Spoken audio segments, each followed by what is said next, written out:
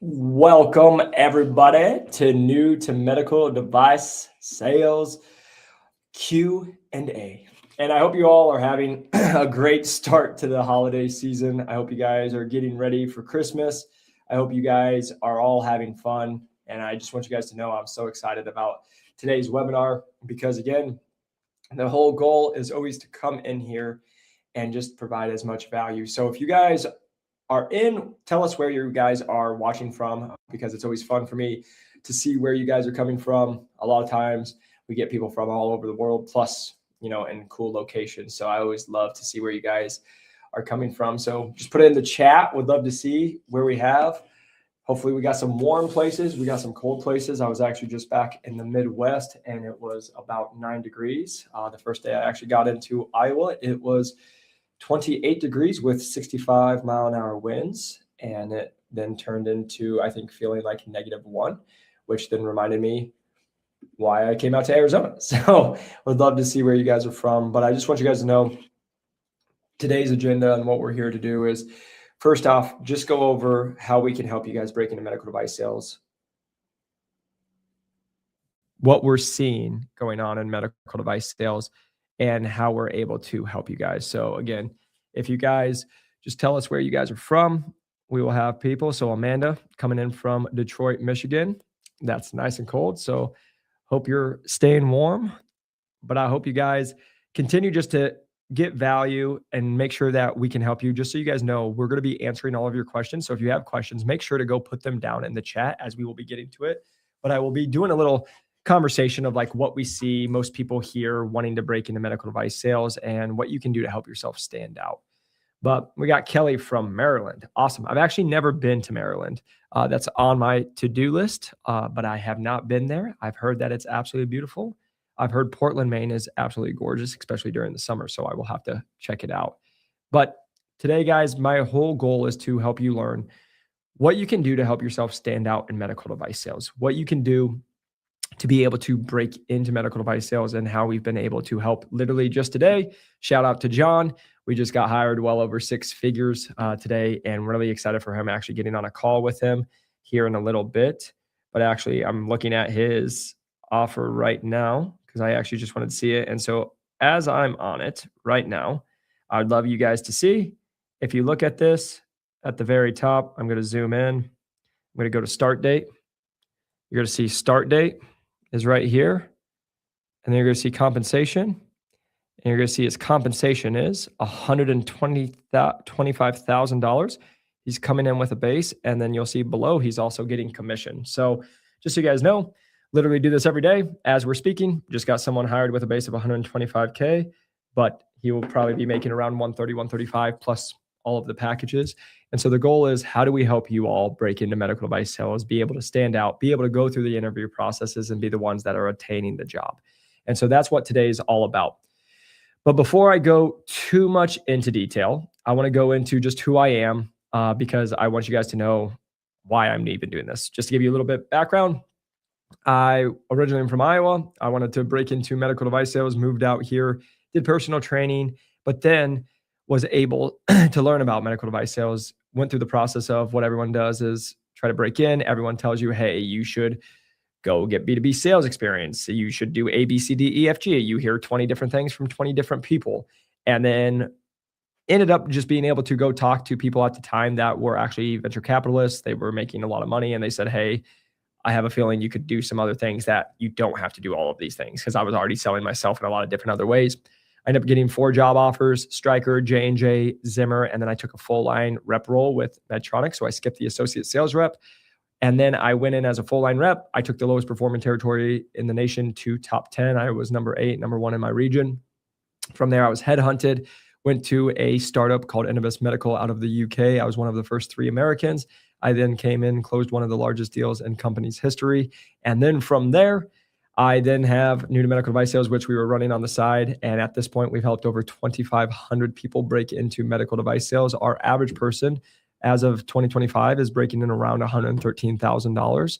And so as you just saw, we just got somebody with a base at 125 grand. So that helps the average. But the reason I just say that is we're just here to help people. I've been able to help with thousands of people breaking in and being in this industry. We've had people, want to give a shout out to Amanda, who just won President Club winner at BD. We've helped people such as Seth go into the VP roles at startups. We've been able to go through those processes and only create a lot of great top performers. And then now, very proud to announce that we work with medical device companies. We help them place. We get a lot of companies reaching out to us looking for recruits, looking for people who want to break into this industry, looking for applicants, are looking to fill. Right now, we're currently filling in multiple different cities such as Orlando, Seattle. We're also doing San Antonio, Albuquerque, Austin. So again, those are just some of the places, but we're partnered with companies. So that's a little bit about who I am and what we do and why we do what we do. And so my whole goal is, how do we get you all who are watching to break into medical device sales? So again, just a reminder, I'm going to go through a little bit of questions and some common things that I hear and want to give you some education. But through that process, I would also love for you guys to go put your comments in and put questions that you have in the comments, because I will be answering all of those here in a little bit. So go ahead, drop your comments, and we will be able to answer those in a little bit. But first off, where do I start if I want to break into medical device sales? So just understand what I can start off with is, when you're wanting to break into medical device sales, most people think it's just like a normal job. It's, hey, I'm just coming in, I do an application or two, and I'm going to get an opportunity. What you have to understand is medical device sales is one of the most competitive industries in the world, that also is one of the most rewarding, because you're selling products that can truly change people's lives.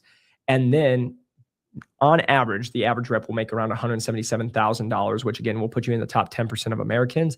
Plus, you usually get a car or a car stipend, your gas paid for. You'll get a lot of benefits with it, best healthcare that you can imagine, because you're in medical device sales, good 401k match, insurances, all the above. And so the reason I'm just saying that for you all is, you have to understand that many people want this. The average interview process is 5 to 7 interviews, 6 to 12 weeks long. And it can be over 500 plus people. And if you don't believe that, just go to LinkedIn. And a lot of times you can see that over 300 to 500 people applied for a job. And from there, what goes on is then they don't even know the differences between interviews 1, 3, 5, and 7. And then they don't know that each company a lot of times does them differently. And so you just have to understand, a lot of people want to break into medical device sales. They want to work with great companies. They want to have a good work-life balance, as long as you go to the right division, which we will talk about a little bit today. And that way, you guys can go sell a product that you believe in, go change your life from a work point and standpoint. And then you can also change your life from a financial standpoint. And the one thing I always want to put is, for some reason, many people get very touchy on money. We all need money to pay bills and live our life. So this is just a career that sales is known, if you do well, can change your life. But also in here, you're actually selling a product that truly does change a person's life. For example, I was just in the hospital with my dad this weekend, and while I'm sitting there, all I'm seeing is McKesson, Stryker, right? Cardinal Health, right? There's Philips, like there's all these different companies that are great, and you can be a part of that. So I want you all to think about that. So just understand, when you're looking at wanting to go into medical device sales, just understand that you can't treat this like every other industry that you've come in, and that you think that, hey, I'm going to come in and make $50,000, $80,000. Like, again, I just want you to have an understanding. One of our team members that were talking to, a rep inside of medical device sales, reached out to me and he said, I didn't know there was an opportunity to do this. One of those reps that they talked to was doing $800,000 a year. Now, again, I will always tell you, that is not common. Don't expect to do that in medical device sales right away. And that is in the 1% of the 1%. And they work a lot, and they've been in it for a while, and all the above. But why I'm saying that is, there is the actual potential to do that, to work with doctors, to like get your travel paid for, to like make what the 1% of the 1% make. So you have to understand that. Then we can go into why applying is not enough. Because of what we just said, everybody would love to come into medical device sales and make a lot of money and have a good work and life balance and be able to talk with some of the smartest people in the world, such as surgeons, right? So you have to understand that you have to come in to try to stand out in that process. So what I'll just tell you is, number one mistake I see is people spending a lot of time just applying. They go on to company websites, or they see a job posted and they just go apply. But what most people don't understand is, you're going to go through the application process. You're going to spend all your time on the application process for it to just kick it back to you, because it's using AI. And unless you have the background that they're looking for, the B2B background that they're looking for, a lot of times it's just going to throw you out and you will either get a rejection letter within a couple of hours, or you might not get a rejection letter until they close that posting. And so it could be an hour, it could be 6 months.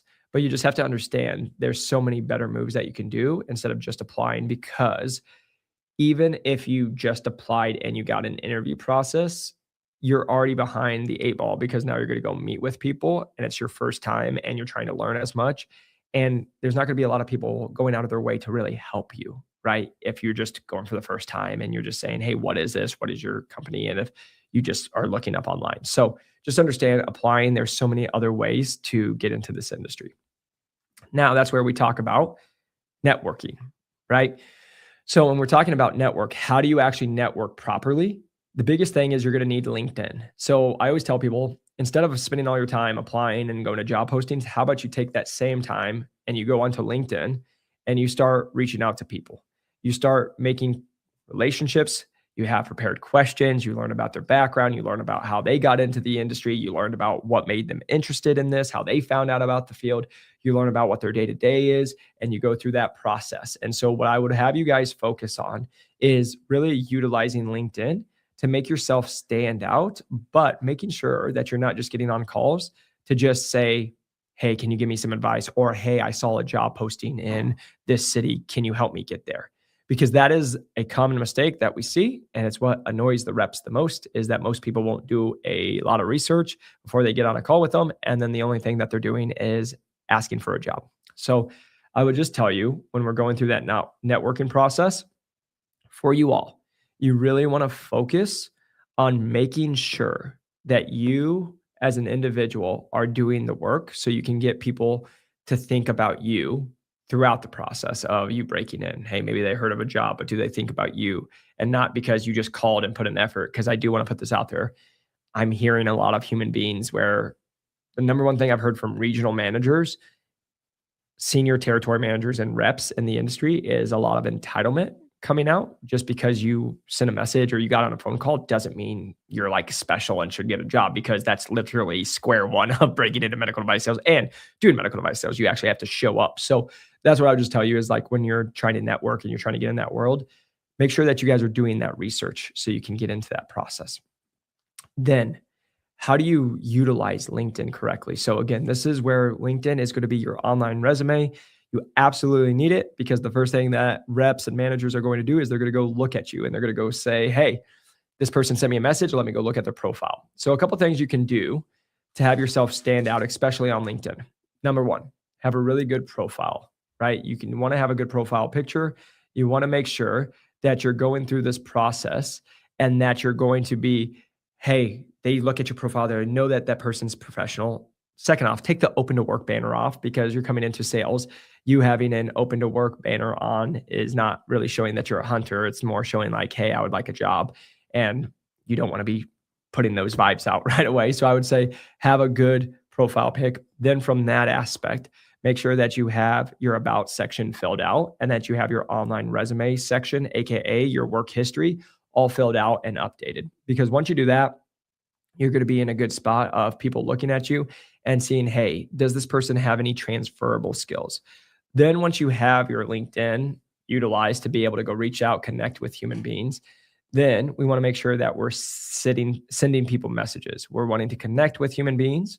One of the things you all can do on LinkedIn right now is, let's say you look up a company, right? Let's just say, for example, Stryker, right? That's one I hear all the time. So Stryker. Well, you can actually go to LinkedIn. You can search Stryker in the search bar. You can find the company. Then you can go search the people section at Stryker. If you scroll down, once you get to their company, you can search people, and then you can actually filter by the division, AKA marketing, sales, recruiting, whatever it is.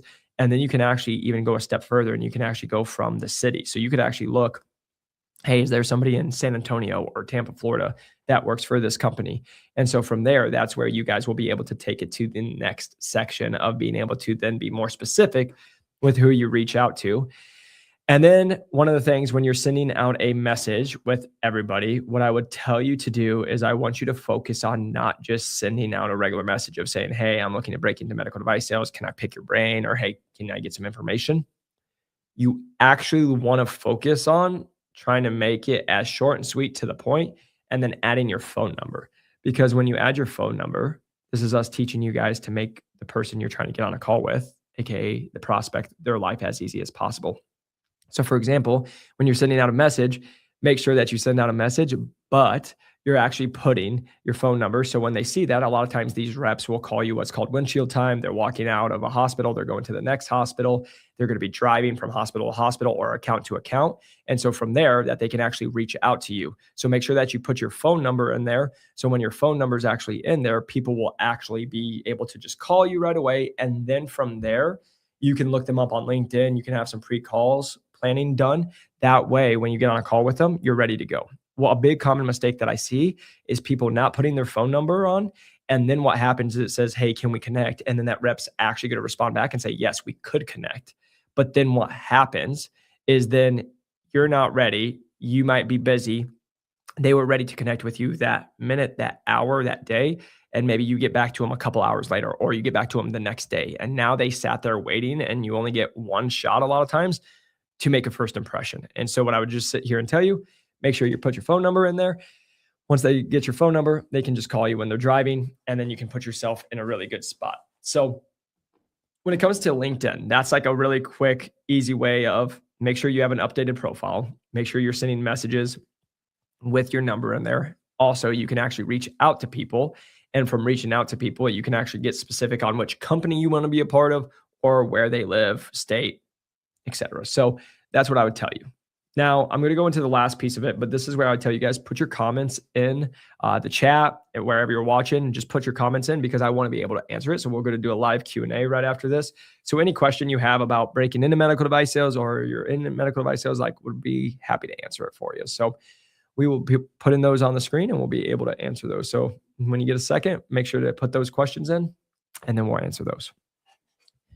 The last thing that we'll go over today is really how you're going to stand out to break into medical device sales and how you can actually come in to land a six-figure job in medical device sales. So the common thing that I always tell everyone, especially the people we work with, and as you just saw with John, who we just got hired at over 125 grand, is most people come in and they just try to ask questions and they try to actually just basically be, hey, I don't know anything and I'm asking you and can you help me?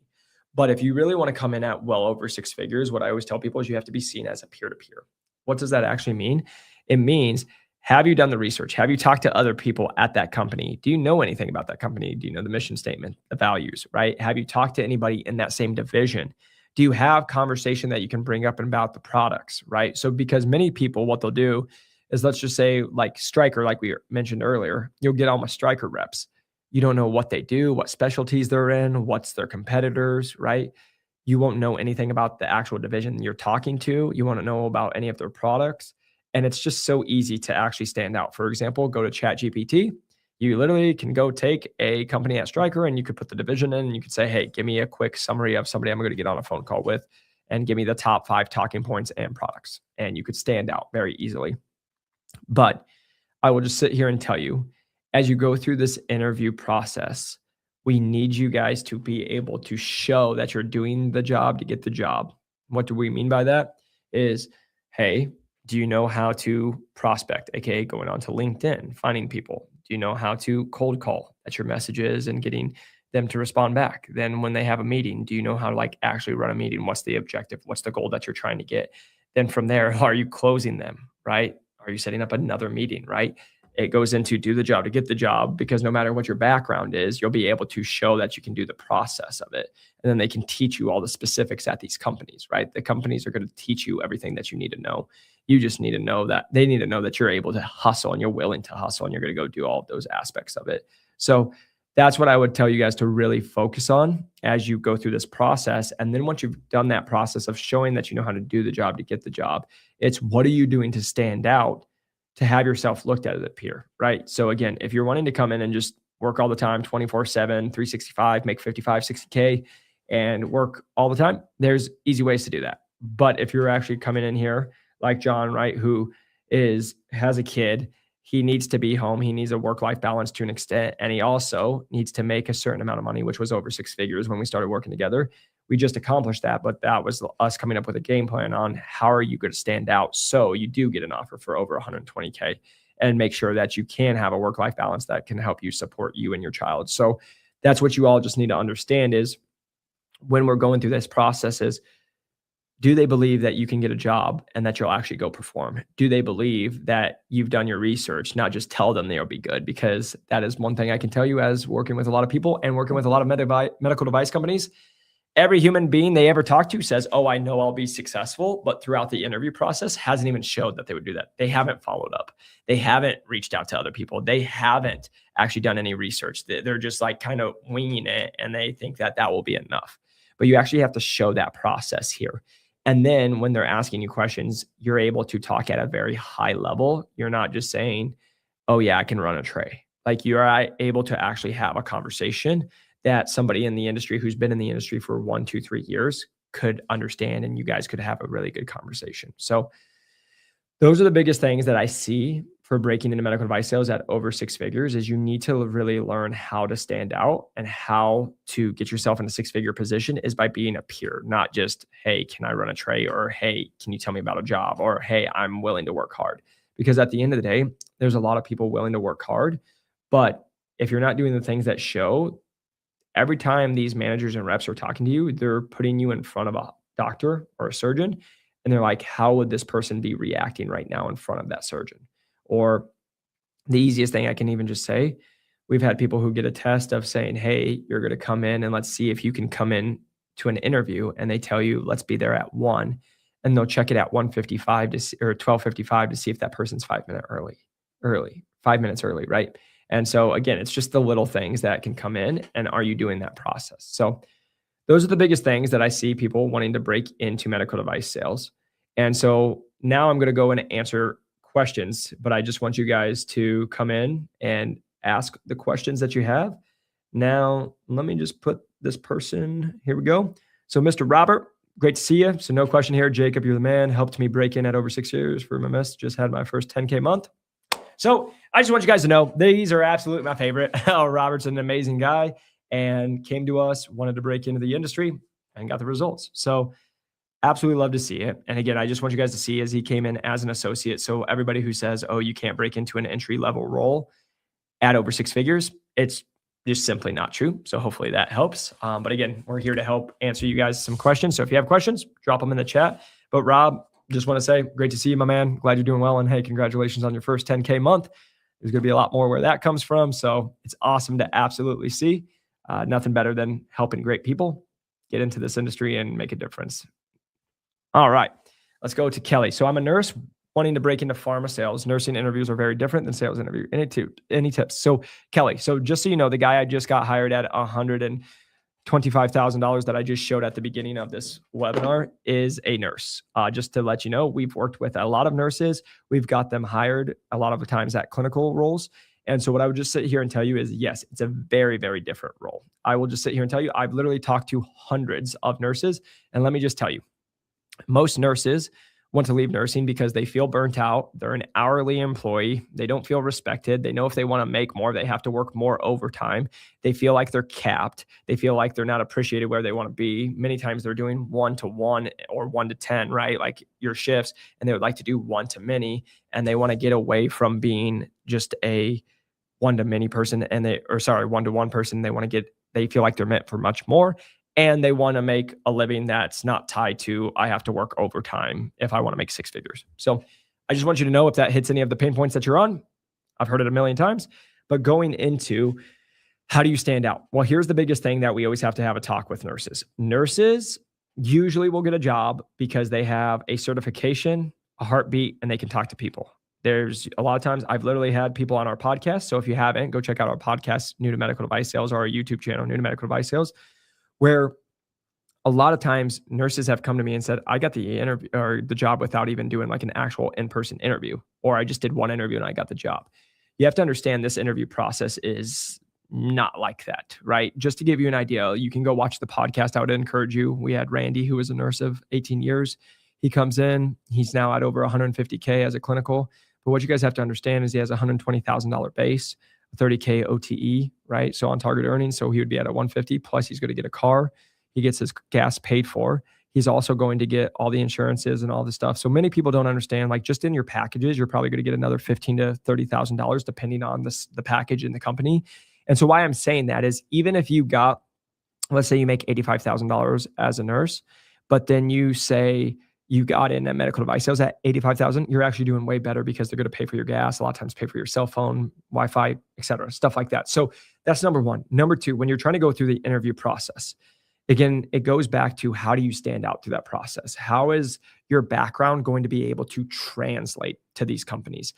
A lot of times I'll just tell you pharmaceutical companies, it can be a different process. We've helped people break into medical device sales and pharmaceutical sales. We a lot of times go into medical device sales, and I'll just tell you why. Medical device sales as a whole, and this is not Jacob's decision, it's just as a whole, many times medical device sales doesn't like pharmaceutical sales.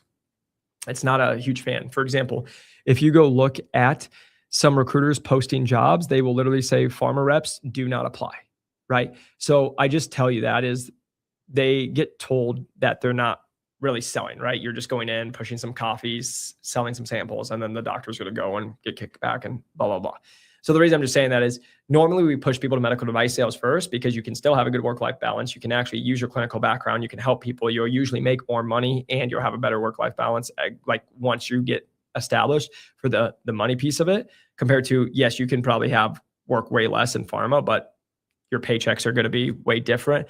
And again, a lot of times it can be turnover related. So just wanted to just put that out there. But when you're going through the interview process, I will just tell you, we have podcasts out there for free that I would just encourage you to go watch. We have helped a lot of nurses break into this industry. Again, Randy, you can go watch his podcast. Literally just got John hired. We have so many nurses on the podcast. But what you have to understand as a nurse coming into medical device sales is you trying to break in, it's going to be literally nothing like you used to do. It's not going to be able to just say, hey, I have this background, this certification. You need to understand the process, right? Like I said, on average, 5 to 7 interviews. But the thing that many people miss is most companies do them different, right? So I'll just give you an example.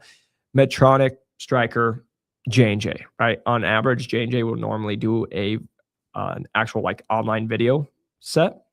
Then you'll have a Stryker that will do like a Gallup test, like a personality test. And then you have Medtronic that does like a panel test a lot of times, or a panel, right? So the reason I'm just saying that is like, those are like differences that most people don't think about. And so you have to understand the game. And so what I would just tell you, Kelly, if it's something, feel free to reach out to me. Again, our team is always to help you. Like I also will be dropping some resources for you guys all here after this in a second that are free, that can help you.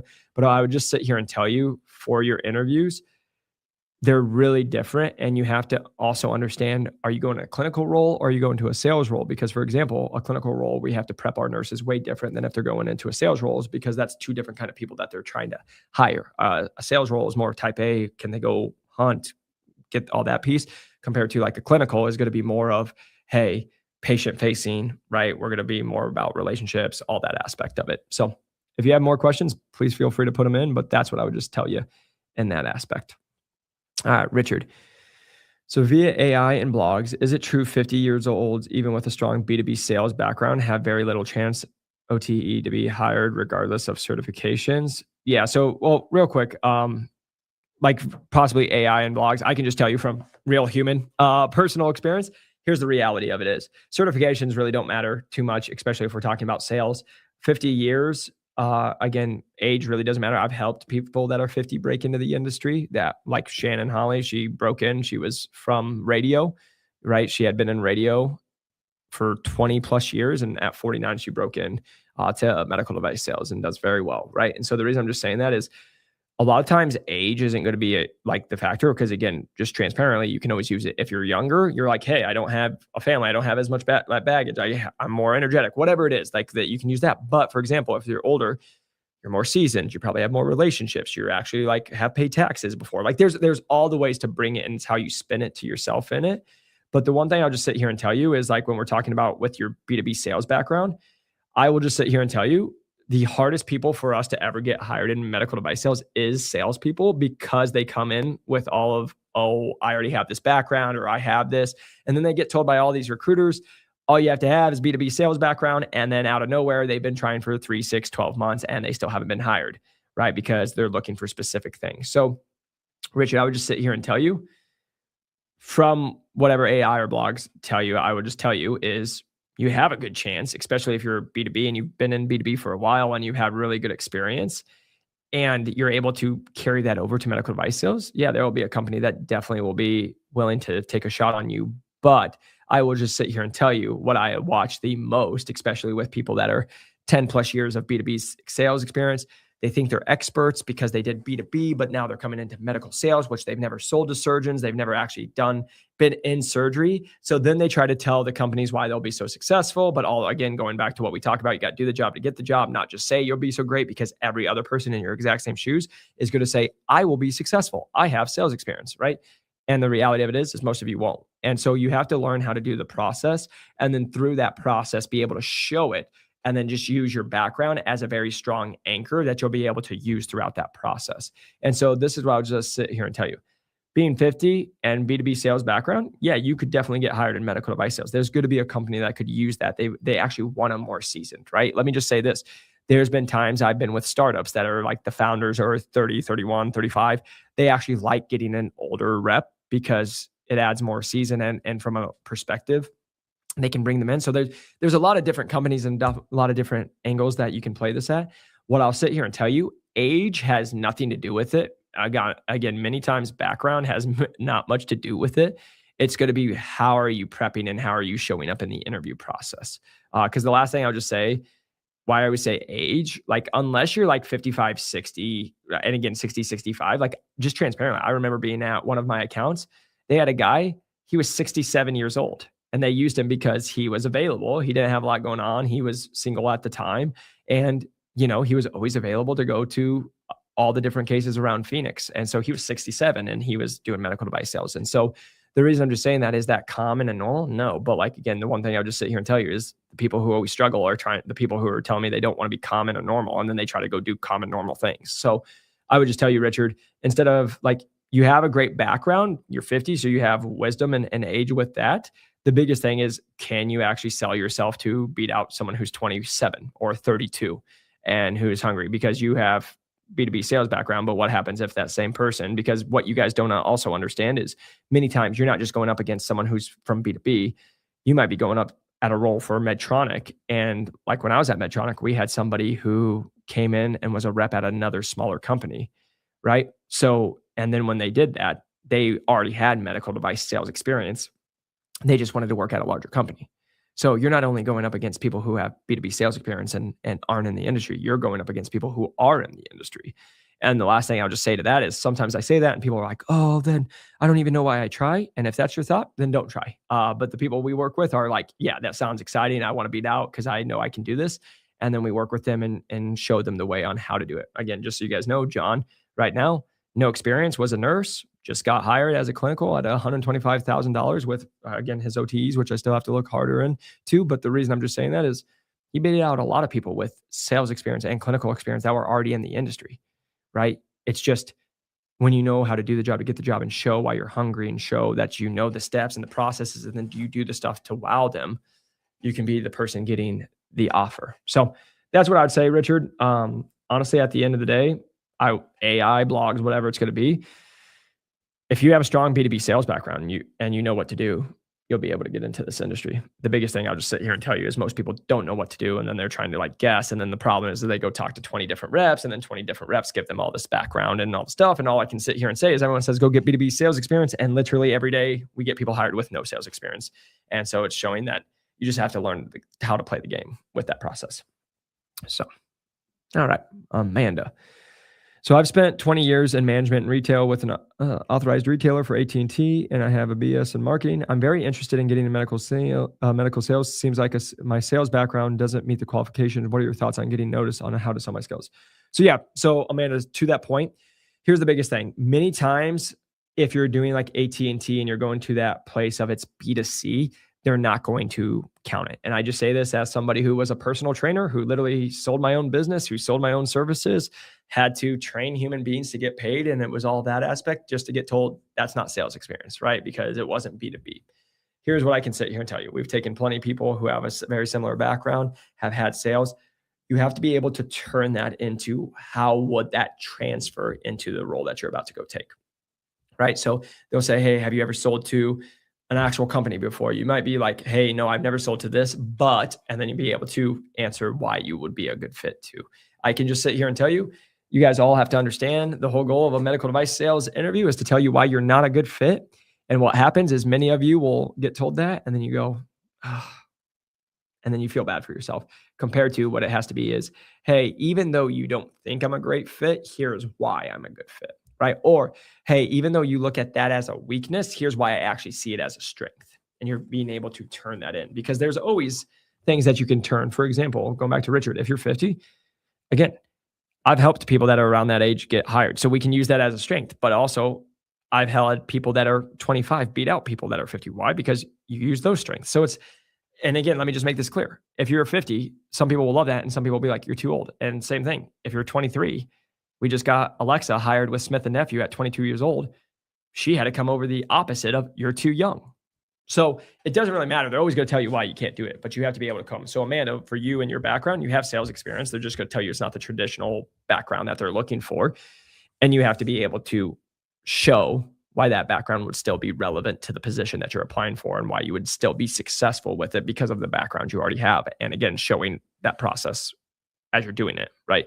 Not just saying, hey, I got 20 years experience, so I know I'll be successful. I'll be like, well, what have you been doing through this process to show us you will be successful? So that would be my encouragement for you. And then let's see, Landon. Can you break in without a degree? I have 7 years of experience in sterile processing and 1 year as a lead tech. So this is a very common question I get, Landon. The easy answer is yes. The biggest thing that people will always just see is what I always have to set expectations is many times you can't expect to get hired by the big companies right away, right? You can't expect, like, and this is what I would just say, you can still go work at those companies eventually. I know somebody at Stryko Neurosurgical who, again, Stryker Neuro, like they usually need a degree and all the stuff and blah, blah, blah. This person has a 0 degree, but very similar to you, they had a background working with these surgeons in the OR, and that Stryker took a shot on them, right? And started them as associate. But I'll just sit here and tell you many times those big companies won't, because even from an HR standpoint, you'll go in, you'll have all this great experience. You might even have relationships with doctors. And then out of nowhere, they'll just sit here and say, oh, you don't have a 4-year degree, so we can't help you. But I can sit here and tell you some of the companies I work for, like I know one of the big companies we're partnered with, they don't require a 4-year degree. So that's why I always sit here and tell you, most people that just haven't done the research and go this world, they'll always tell you, you have to have a 4-year degree, right? Again, let me just sit here and tell you, a 4-year degree will normally make your life easier for sure. But again, just because you don't have it, we've helped plenty of people with no degree break into the industry. It's just usually not at Medtronic, right? And so you have to understand that there are big companies that hire. Like we have 2 people right now with no degree in interviews with top companies, right? Like some of the top 20 companies. But I just always tell you guys, it's not normal. And there's going to be a dogfight, because even we've had people get all the way to the final just to have HR say, hey, you don't have a degree. Sorry, there's nothing we can do. The last thing I will just always put there with a big smile, I've also watched people with no degree and the regional manager, and then they made a good impact on the VP, and the VP was able to have HR look past the fact that they didn't have a degree and they still got the job. And so what I'm sitting here telling you is everyone will tell me they can't get into medical device sales, or that you have to have a degree. And it's like, you need a degree until you don't, right? And if you meet the right people and do all of those aspects, it'll help you. So hopefully that can be helpful. If you guys have any other questions, I'm happy to answer those, because I'm, again, just here to try to provide as much value and be a resource to you all. But one of the things I'll do while we wait for some other questions is just some of the questions that I get asked a lot of times when people are reaching out to me.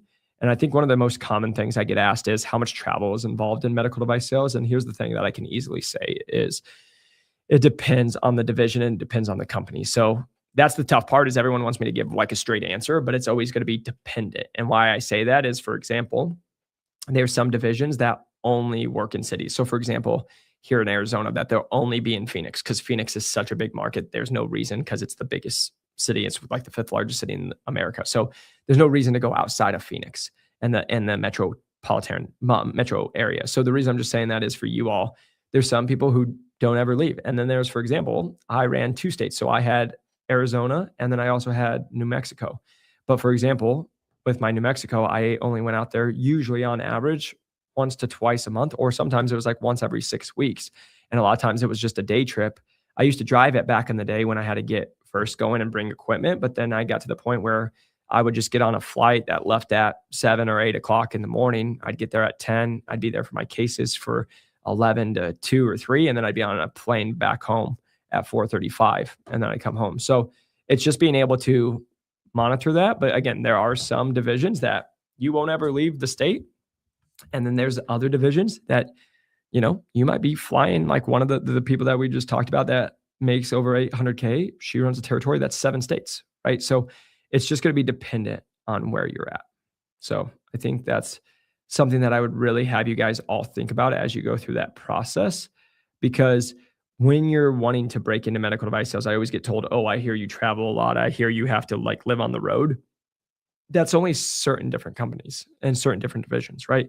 Some divisions, like I know people who don't even carry trays. They just show up to the products or the hospitals and they already carry their products, right? We also work with a company right now. I have emails to actually get back to with a company that's such as like Cardinal Health, McKesson, Medline. They're not even in surgeries usually. They're just selling like the gloves or like, the scalpels or whatever it is, right? That you need, the hand sanitizer to the hospital. So there's plenty of opportunities you might leave your state. You might never leave the city that you're in, right? There's plenty of companies that are like orthopedics. They're just in the city. They're not even leaving because of their case. Now, again, I was with somebody who, they covered northern Arizona. So they would have Phoenix North, right? And then you can have other ones. But there's some people who I've also got told by some companies and some of the people we worked with, there's these associates that just get glued to 3 hospitals. And those 3 hospitals inside the city, inside this range, that's all they did. So they never left the state. They never left the city. They just went to those 3 hospitals and they just basically lived there. So just understand there's a lot of different options to go there. Let's see, got another one.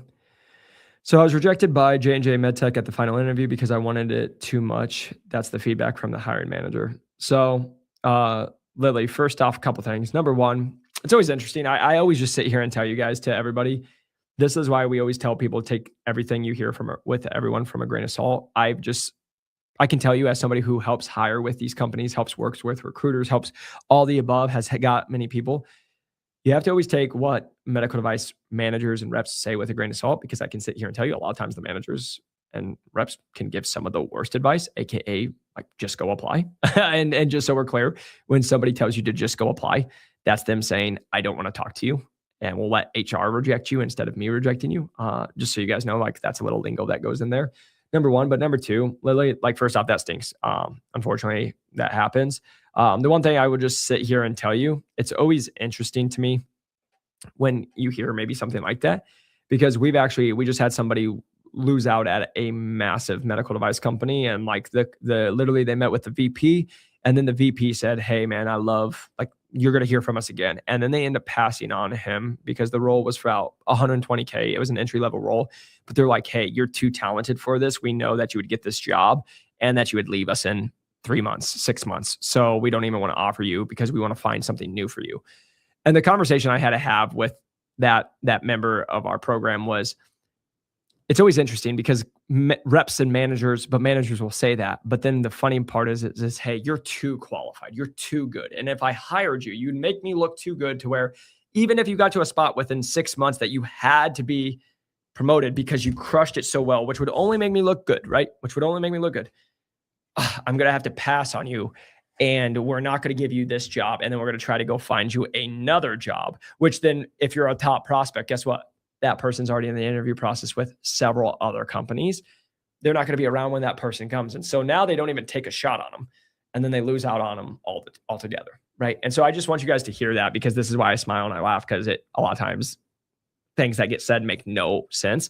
Is if you're just thinking about a business, my job as like a CEO or my job as a manager is literally to hire the best quality people. And if we can get them for cheaper, why wouldn't we?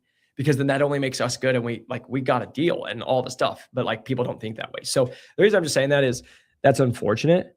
But the one thing I'll say, I had 5 years experience with J&J in China, and now I'm in the UK and trying to get back in the med tech in the UK. So yeah, so that's challenging part. Just so you know, this is really good for everybody to understand. Is also UK is going to run their things way differently. And what I mean by that is, again, I come from a company that was UK based, and so I got to talk with my counterparts that ran the UK territory compared to us here in America. And you just have to understand, Americans capitalism. We go for money, aka reps can make 200, 300, like that rep I told about, 800K compared to, you go over to the UK, it is not capitalism, and that that reps are not making 800K. They're also not really like pushing deals and being able to like go land these massive. Usually you're going to be on the cycle, and a lot of it's by grants that they're going to get. And so it's just a different world inside of medical device sales. And so Lily, first off, again, stinks, but it is part of the world. But the one thing I'll just sit here and tell you is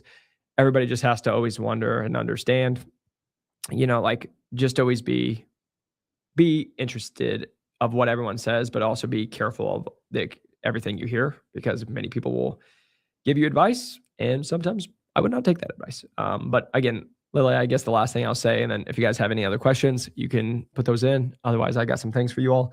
But the one thing I will just sit here and tell you is, if the worst case scenario is you were too qualified and you did everything right, and the only bad part was you wanted it too much, I think if I'm in your shoes, I could probably live with that. Again, it doesn't change that you didn't have the job, but if that's the only thing that they can say to you, yeah, not too bad.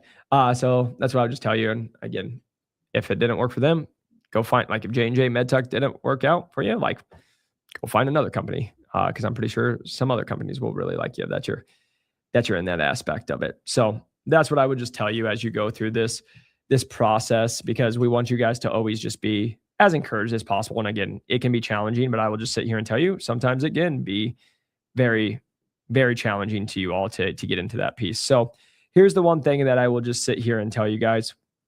My biggest thing for you all is we're here to help provide you guys as much value. We want you guys to get you to that next step inside of medical device sales. And so for us, every single time we're coming in here, we just want you guys to be able to learn. We also can send you guys out handouts. Just so you know, we have a handout that's literally got hundreds of medical device companies. It breaks it down by division. It breaks it down by revenue. It breaks it down by small, big, large, medium, right? All the above, because a lot of times you guys just don't even know where to start. So we want to put that in there. And then the biggest thing that I would also sit here for me, I want you guys to think about is, if you guys are really interested about medical device sales and you're wanting to break in, you want to learn how to stand out, you want to go through that process, I would just tell you guys is, we are always here to help you. And again, we have members of our team that are just here to literally get on calls with you and see how we can help you through that process. And so I'm just going to be dropping a link down below. That will just be, again, it's our new to medical device sales page. Like, you guys can go schedule a call. Our team's always happy to get on a call with you just to learn more about your background, learn more about what you're doing, and also just learn more how we can help you in this process. Because the one thing I'll just sit here and tell you, many things that we hear is, I don't know where to start. And then when people don't know where to start, that's when it gets very challenging for everybody. And then the biggest thing for me is, what I don't want you guys to do is go through this process and then feel like you're stuck, feel like you don't have anything in that process to like get you going. And so just so you know, I'm just going to drop a link down below where you guys can come in and you guys can go fill that out. Our team can reach out to you. Again, our whole goal for this is just to be able to help you guys in this process. Again, and if you're interested in the handout for the hundreds of medical device companies where we put the top medical device companies all together, we can put that out there. But just again, if you guys are really interested in breaking into medical device sales, again, just literally showed it. We just got John hired at over $125,000. That was just his base. Again, you guys got to see Robert pop on, got him hired at over 6 figures. All we do is get people hired at over 6 figures. That's our focus. And the one thing I would just sit here and tell you is, like, if you guys are really interested in breaking into medical device sales, please feel free to click the link. But otherwise, I hope you guys continue to go after your dreams, go after the goals. Just know it's possible. Just again, most people just don't know what to do. That's why they struggle. And then they try to go figure it out on their own. And then the problem is, you go talk to 20 people and 20 people give you all this different advice, and then you don't know what to do. So that would be my advice to you all. But I just want you guys to know, we are always here to help you. We're always here to give you as much resources. The last thing I'll just tell you is, if you haven't, make sure to go check out our podcast, because we have a podcast that it can be extremely helpful for you all. It's called New to Medical Device Sales. And just so you know, this weekend we actually interviewed somebody in. We interviewed Angelo Mastrio, that is going to be coming out on Friday, and he is the vice president of Proverum. And so they just got FDA approved, and he has literally climbed the ranks of going from an associate sales rep to a territory manager to co-founding a company to selling that company to now working at that company for multiple years till it exited it again. And then they went to go be a vice president. And so he's going to share his journey. So the biggest thing I would just tell you guys is let's go have you go after your goals. Let's go make sure that you want to go and get the results you want. And the last thing I just want to put, because I just saw this come in, breaking in, bro, it's a sales gig. They take anyone with a pulse. That shows who we're dealing with and people who don't know what they're talking about because they've done zero research. And so the reason I'm just saying that, this is why it's easier to win, because you have people like this who come in and say, I'm just going to do that. And those are the people we watch for 6 months struggle. So if you guys are really wanting to break into medical device sales, you know where to find us. We can always help you. But lastly, I hope you guys have a Merry Christmas, a happy holidays. I hope you go and have the absolute best week. And I hope you guys keep going after everything that you want. I hope that you achieve all of your goals. And if you have any questions, please feel free to reach out to us because, again, we are always here to help you break in to medical device sales. So we'll see you on the next one. And I hope you guys have a very happy holiday. I'll see you guys later.